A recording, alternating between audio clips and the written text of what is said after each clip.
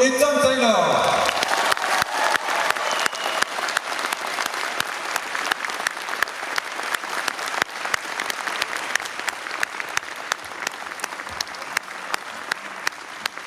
Bonjour.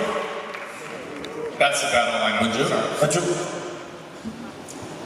Alors, juste avant de commencer, j'aimerais bien. Can you tell us more about how did you get into that project? Sure. So, I have to talk short, so you can, yeah. So I was approached to write this, and I was asked to do 15 weeks, 15 chapters. Someone hold up 15. What's 15? 15. Yeah, chapters. And it was successful, so I wrote 150. Yay! Yeah, thank you. Thank you to the people who understood me. But yeah, it was my first time getting to write Superman and Batman and all these things, so I wanted to show them what I could do, and it worked out well. And then we brought on brilliant artists that made it even better. Bah, donc il explique simplement qu'il y a des characters. Oh, yeah. Did you read them as a reader before you wrote them? My wallet. Portefeuille. That's my phone. So yeah, big DC Comics fan. So being asked to write that was just huge. Like it's a dream come true. Except all I've ever wanted to do was write Superman and Lois Lane, and they said, now the first thing you have to do is you have to have Superman tricked into killing Lois Lane and their unborn child. And that was the worst for me. I complained, Mom, they want me to do this to Superman and Lois, it's the worst. Il a appelé sa mère pour lui dire Maman, ce que je fais là, Superman à Lois, c'est horrible. Justement, parce que ce qui est vraiment marquant dans Injustice, c'est effectivement que pour un premier numéro, tu commençais hyper fort justement avec ce Superman qui tue Lois Lane, mais après qui va aussi par vengeance tuer le Joker. C'est vraiment le fait de commencer une saga aussi forte, c'était quelque chose que tu avais décidé ou tu devais travailler avec les équipes de NetherRealms pour bâtir l'histoire. So you were starting really strong in this story by having Superman killing Lois Lane and then Superman killing Joker. Yeah. So were these all your ideas, or did you have to work with NetherRealms and those things I had to do. So that was in the game script. The game script, the original draft of the game existed. It changed a lot, but they handed me that and said, what can you do with this? And it was our idea to write a prequel. So we said, we'll write the 5 years before it that leads to that moment.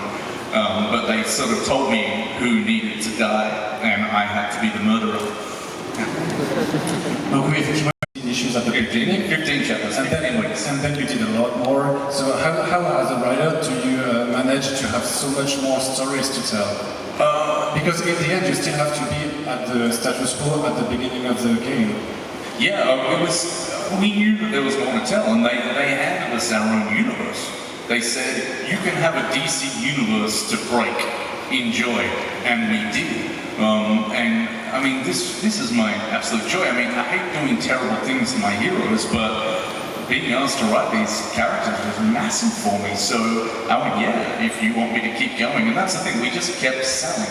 Like we were the top 10, and we were the entire top 10 globally around the world. And none of them understood what was going on. They're like, oh, just keep going, please. Just keep writing because you're making us money. Thank you. Yeah. How did you start to get involved in the whole Injustice saga? Were you aware of that comic book before, or were you there at the beginning? Bruno, you can start maybe. I was already working for DC Comics, but I had just a few experience with the main superheroes. I worked with some Batman stuff from the video games. Tom and me started together, we met working for DC Universe Online Legends, long title. But we did a short story about the Green Lantern Corps, which I think we both enjoyed a lot because it was a self-contained story. And we did Star Wars. And we did Star Wars right after that. And for what I know, I think it was Tom who was asking Jim Chadwick, or editor, to put me on the series because the series was needing a lot of artists as it was published weekly. And I knew Bruno. Yeah, and then He's my guy. You seem you're very friendly. yeah, so the point he was like, Jim, Bruno. I think he wasn't totally happy about that at the beginning, Jim, I mean. Yeah. But I think he finally worked well. It worked well. Yeah. Yeah. Yeah. But 3 years ago in the summer, I just ended my work in that time. That was Dark Archer, and we went to San Diego Comic Con. So we met with the editors there, and the editor talked about the Injustice 2 project that was coming up. And Bruno was already, and he told Tom and the editor about the chance of getting me in to work with him, and it worked out. The editor saw my work, and he liked it. I think Tom's too. so that's how it started.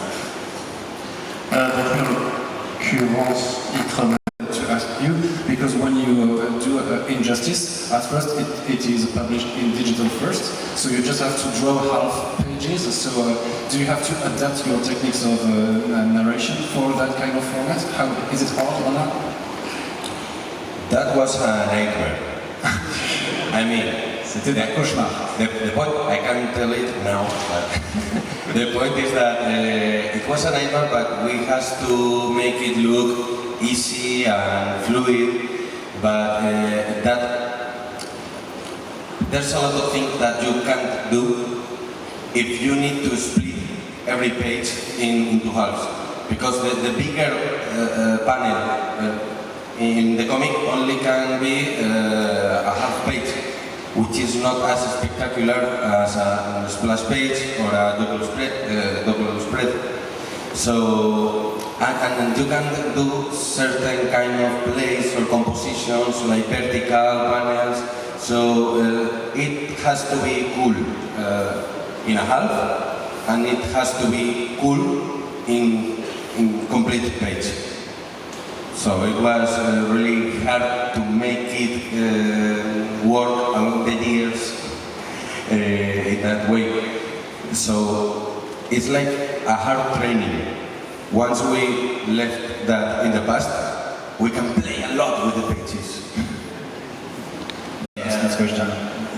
Just about the same. It was really frustrating sometimes because it's like you're working with a chain in your feet that doesn't let you run or jump. You're like tired all the time. And yeah, but the things we were doing were so great that it compensates that frustration. I always think that the best job ever would be to do Injustice in a regular format. That would be awesome. But yeah, it's like a hard training, as Bruno said. A lot of characters, a lot of situations, and reduce the space just with a half of the pages. But it's The good point, sorry, is like it looks way cinematic when you look at it in a laptop. It became at the end like a good training. Like we learned a lot on the storytelling that we can use now with full pages. All we learned in that work. Oui. With Injustice is the artistic direction. So did you have a collaboration with the studio to follow this kind of artistic rules?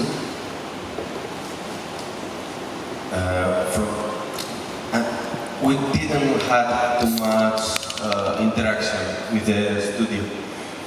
We had to work over the video game designs. So in the first Injustice, we tried to keep close to the outfits and the lines, but and there was no interaction.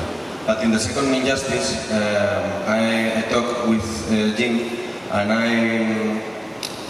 I asked him about redesign the video games designs to make them more comic book kind, because it's not the same language. That armors, heavy armors, too many lines that you need to repeat in every panel.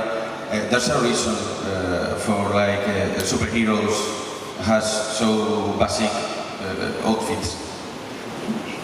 Donc en fait, Didn't like a costume, we just work out a way to write it out. So like Harley Quinn, like her first costume in Injustice was like, it was just like, it was cut out every way you wouldn't want it to be cut out. It was just her underpants and her bra, and we were like, this is awful. So we gave her superpowers and we blew her up, and the only thing that blew up was her costume.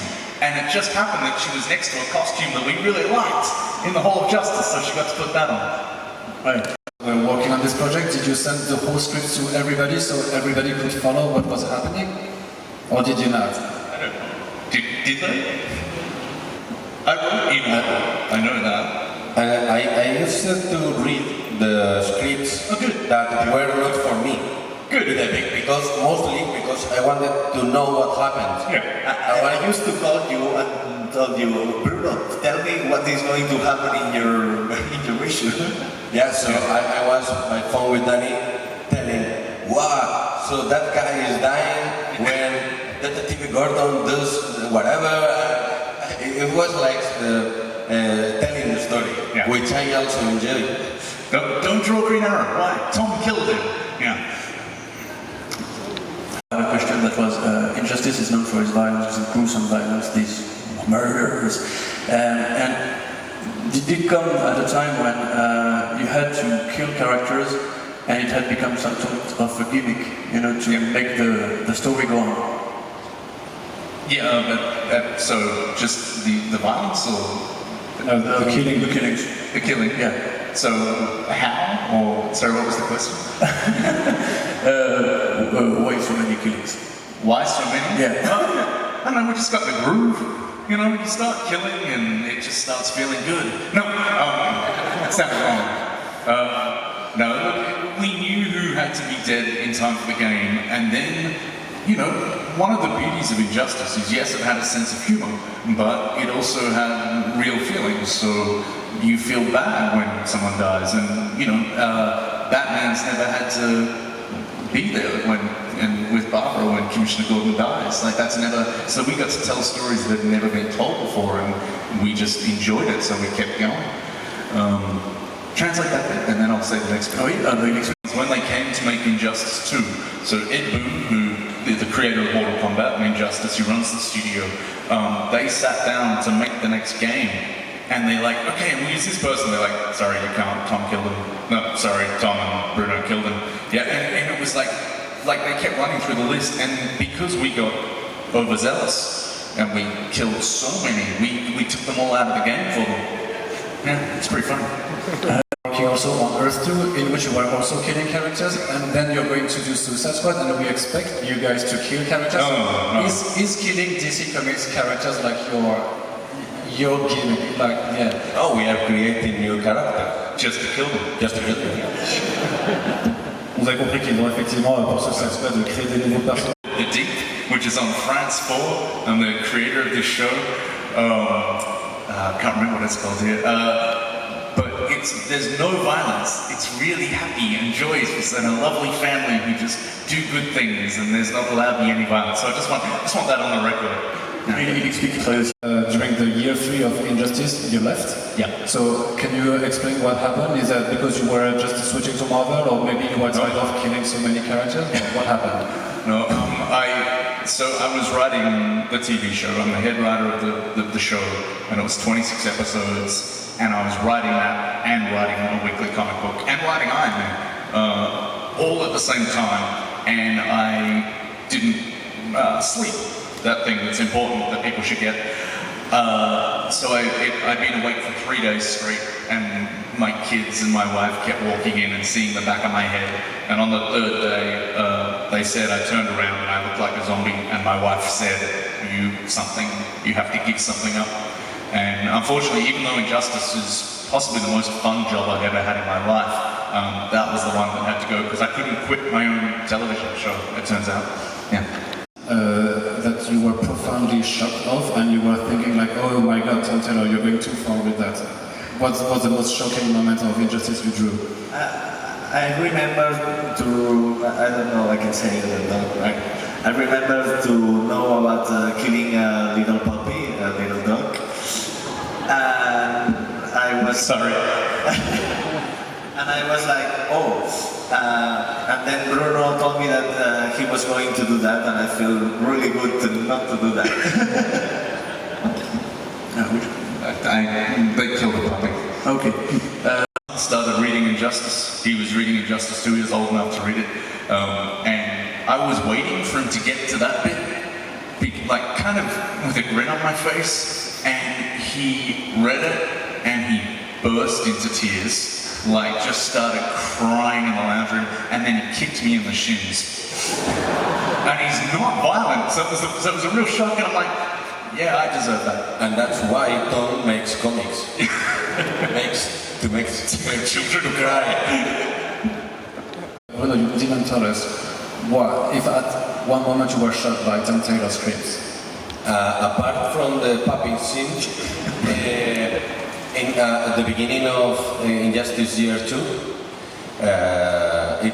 it starts with Kyle Rayner, one of the coolest Green Lanterns ever. And in the last scene, he's like heroic and joy and, you know. And in the last scene, Sinestro kills him in the worst way possible. He cuts his finger, the ring finger, and it's awful. And it was like first chapter, Injustice 2, Injustice 2. Welcome.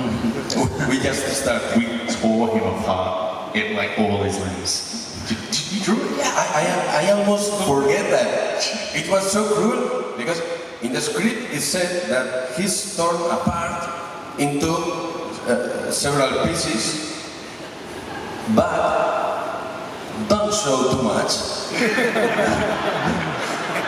And I was like, well, what? Don't show too much what? In silhouette. Yeah, I did silhouette, and I put the big head of Sinestro in the middle, but there was pieces of a person floating in the space. The Green Lantern uniform. So, without his ring, he was naked in the space. Even worse. Pieces of a person naked in the space, floating. Vu qu'il portait juste l'anneau, Had a great critical success, but were you never like, did you met angry fans that were angry that you called their favorite characters? Yes, yeah, all the time. It's awful. Like I remember, like I get all the nasty stuff online and people attacking me because I've killed a fictitious character in an Elseworld that doesn't matter next week, which is bizarre. I don't know if you're familiar with the internet. Not a great thing. And yeah, but like my worst one was who killed Blue Beetle with me? Was that you? Blue Beetle. Yeah, that was you. You killed Blue Beetle? Yeah. Yeah, you killed Blue Beetle in a really like beautiful, sad, horrible way with his best friend saying goodbye to him and stuff. And the next week I was at a convention and I saw someone like walking towards me in a full Blue Beetle costume from the other end of the convention. I'm like, oh no. Yeah. And they just... Sorry. What is your favorite death to the three of you? My favorite death in Injustice? Yeah. Oh, that's a good question. Like the one that you were really happy. No. Il dit que c'est encore le bébé chien, mais c'est très cruel. My favorite death is probably Green Arrow's death. So when Green Arrow died, Bruno drew it. It's beautiful. It's haunting. And as he's dying and he realizes that he can't feel anything anymore, and he pictures Black Canary, he sees her, and he says, you know, basically, I'm sorry, Pretty Bird. You know, I was so lucky. Pretty Bird, the most beautiful woman in the world. I was so lucky in black, and it's killer. Yeah, that's mine too. Yeah. Because I also love Green Lantern. Me too. I'm Black Canary, I love them. So I love their story, and a scene that tells about how much they love each other. So it was awful, Yeah. but it was beautiful. Ouais, moi, ça m'a préféré du coup, c'est One is what's the Team Drake? Phantom Zone, the Team Drake. Oh, Tim Drake is the worst. We're terrible. Yeah. He just got out of the Phantom Zone and escaped already. What, Robin? Plastic Man goes to Phantom Zone to rescue the Titans, and then he meet again with all the rest of the superheroes. So Batman and Team Drake share a really feeling moment.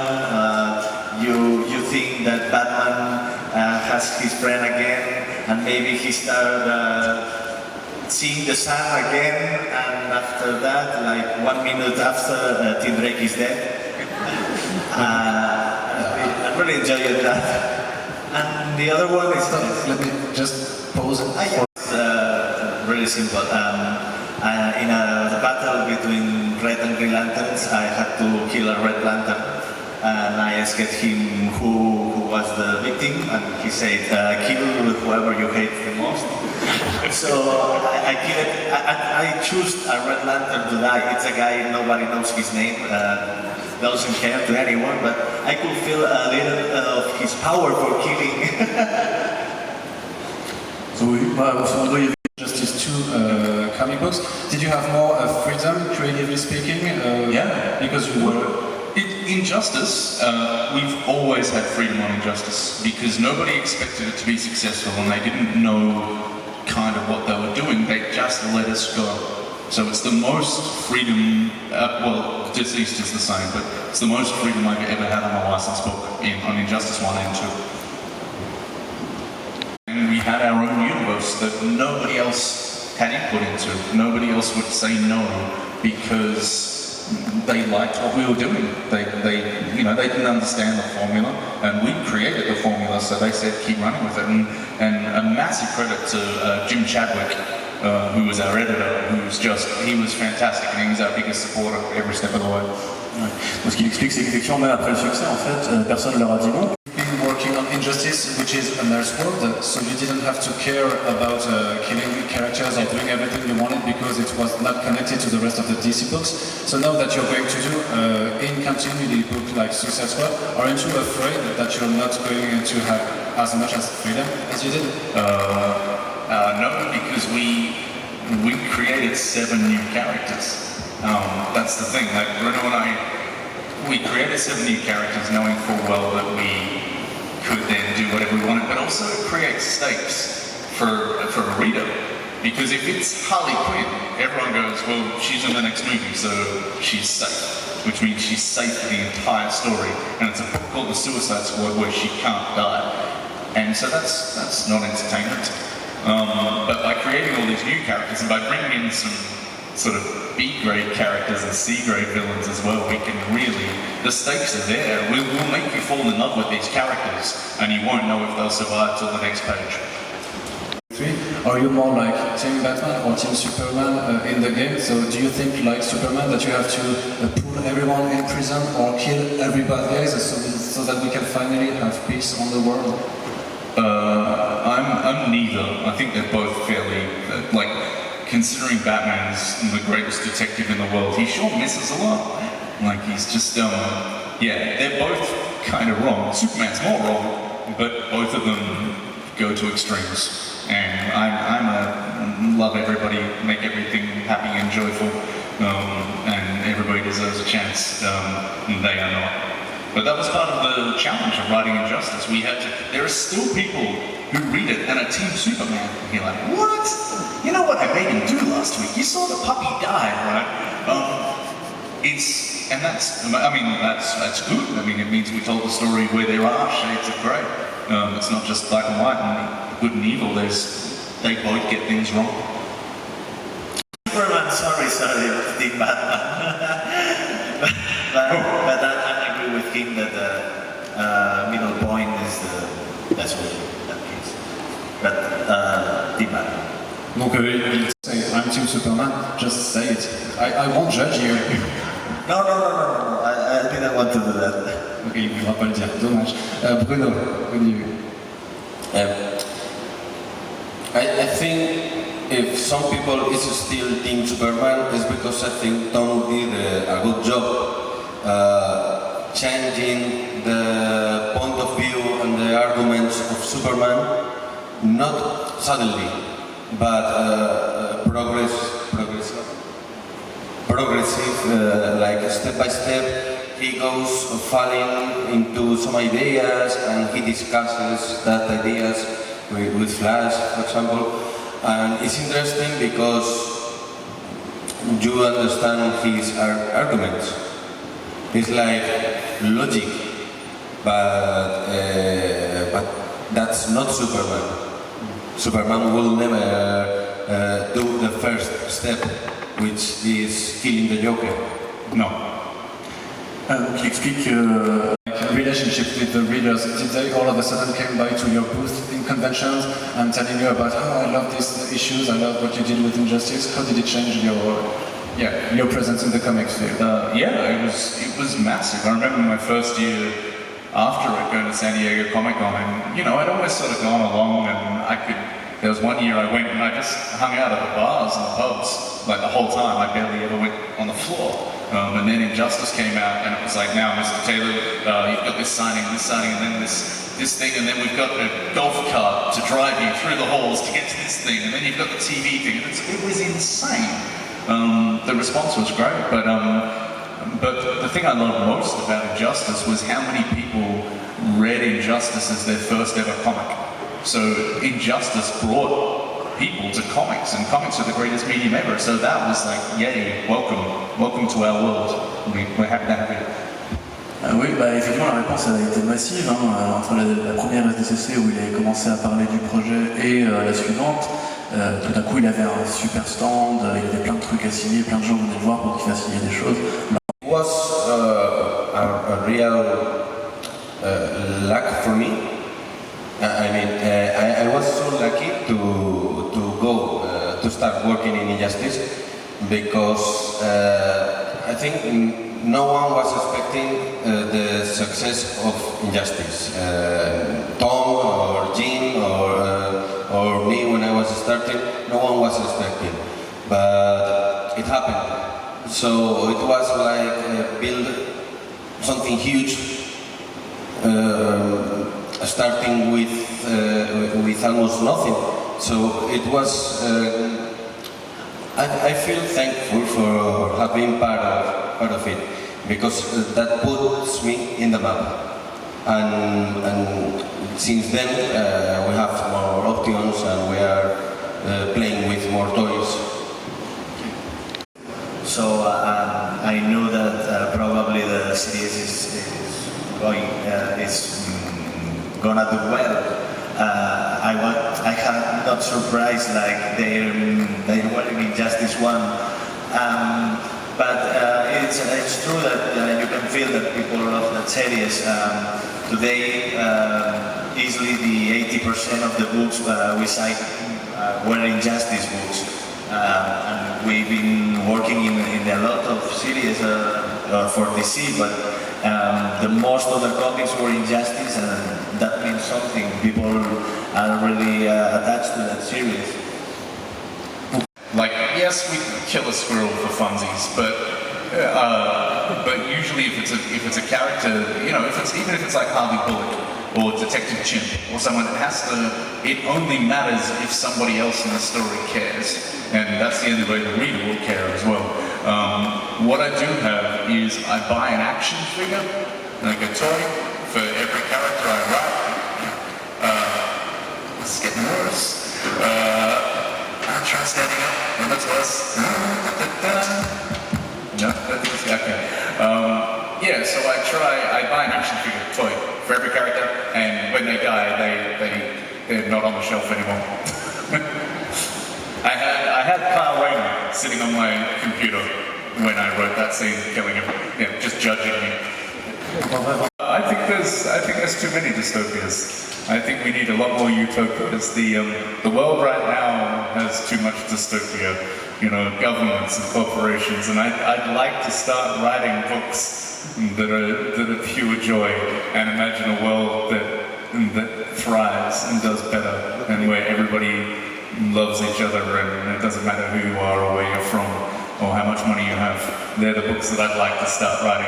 I feel like, we need to...